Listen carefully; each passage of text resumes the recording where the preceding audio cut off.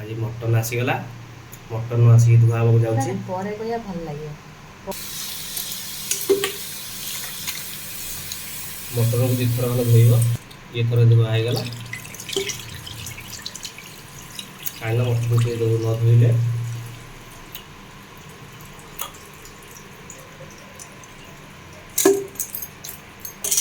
आउे double धुआई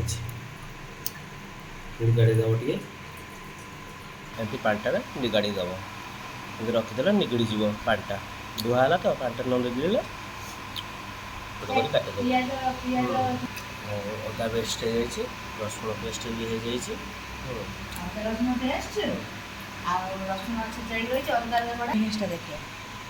सोरिष तेल टिके just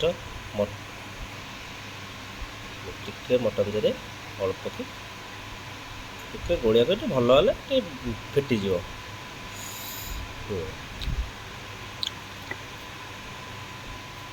mutton तेल पड़गला तापर टे हलदी पकेवा क्वांटिटी हिसाब से अल्प अनुसार हलदी पकईदे बेसी पकड़े हलदिया लगे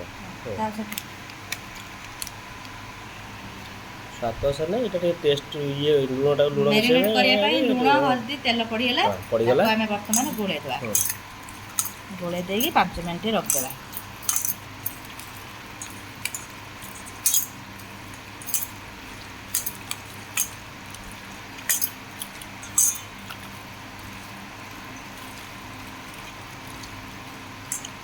गोलै देले गोलै दे कि हम गोलै देबा आउ टे हाटी दियो आउ टे धोई के आनी के हमें मैरिनेट करके गोले दे रखिदेले तार जो पानीटा से बाहर जीव तापर या पर देख पानीटा केमती बाहर आलू भाजी दब तेल पकई सारा आलू भाजी दब आमर तो प्रेसर नाई से डेक्ची मटन टाइम सीझे रख प्रेसर थे सीना कथा प्रेसर तो ना कौन कर आलू को तेल भाजी दे नाली टे कलर कलर करने आदे ये हो नाली दालचीनी ये पकईदेवा आ कौन पके गोटा मसला पकाला गुआ एड़े गोटे कहीं गुआटा एड़े गोटे कहीं गोटे कहला दालचीनी गोटे पकौन कौ नाली जो कम कम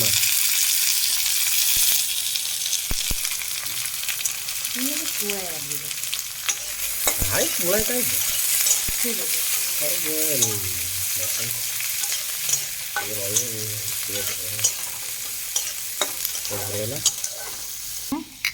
प्याज काटिदेले खेल आलू पकई कौन पकई मीट मसला सब केते पकई अधा पकई एती रे दियो आउटे पकई ना है चला पर पड़े ना ना ना एठी एक साथ पकई करते एती एदी बस हल्का तो गरम मसला लास्ट पड़े पड़गला कष्ट कल और छाड़ दब आलू पड़ जाइए आलू मटन सागर पड़ला हल्का हम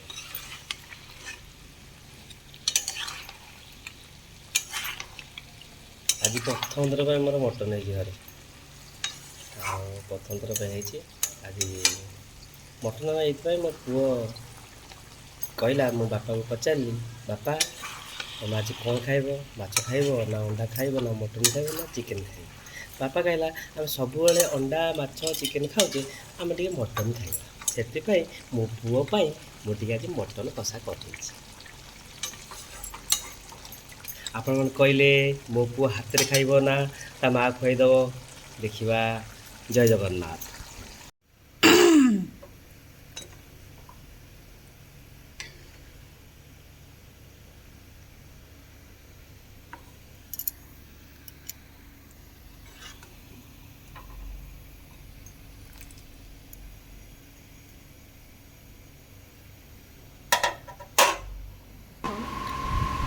ଏଇଟା ନାଲି ତରକାରୀ ଟିକେ ପଡ଼ି ହେଇସାରିଲା ଯାଇଛି। ବାପା ପୁଅ ବସିଗଲେ ନାଲି ଖାଇବାକୁ। ଟିକେ କେମିତି ଆମେ ପାଣି ଲାଗୁଛି? ଫୁଟେଇବୁ, ପାଣି ପଡ଼ି ଯାଇଛି। ଟେଷ୍ଟ ବଢ଼ିଆ ଲାଗୁଛି। ମାମା ଥ୍ୟାଙ୍କ ୟୁ। ପିଆଜ ଲଙ୍କା ମଟର। ମୋ ପୁଅର ଭାତ ଖାଉଛି, ମୋ ପୁଅ ସ୍କୁଲରୁ ଆସିକି ଖାଉଛି।